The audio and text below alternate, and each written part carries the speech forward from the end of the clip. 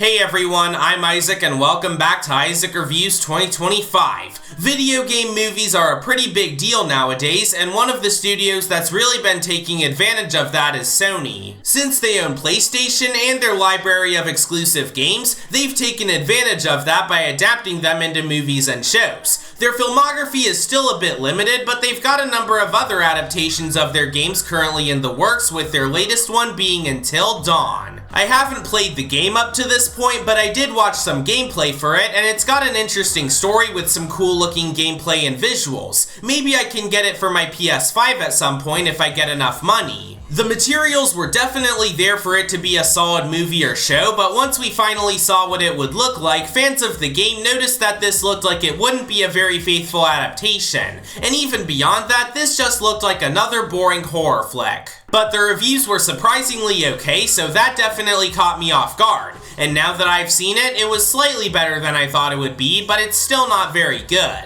It centers around this girl Clover who's going on a trip with her friends to a remote valley where her sister mysteriously disappeared to search for answers, but while they explore an abandoned visitor center, they soon encounter a masked killer who murders them one by one, and when they mysteriously wake up at the beginning of the same night, they're forced to relive the terror over and over again. It's definitely a bit lacking in the originality department, on top of how it functions as a video game adaptation. Sure, there's a handful of references here and there, but they barely amount to anything beyond member berries. But on its own, while the writing is predictable, the villain is underwhelming, and the characters are largely one note, Until Dawn isn't a terrible experience, at least compared to some other video game adaptations. For one, it's pretty solid from a visual standpoint, with some impressive makeup and practical effects on top of some nice production design and a good score. There's also some entertaining banter between the characters, and while I do think their writing could have been better, the actors at least did an okay job. As for the scares, they're okay, I guess. I don't know, there are some lame jump scares from time to time, but some of the kills can be creative and pretty darn brutal. Also, I wasn't that big a fan of the ending. It seemed like they were trying to set up a sequel that'd be more in line with the original game, but at that point, why couldn't this movie have just been a more straightforward adaptation of the game?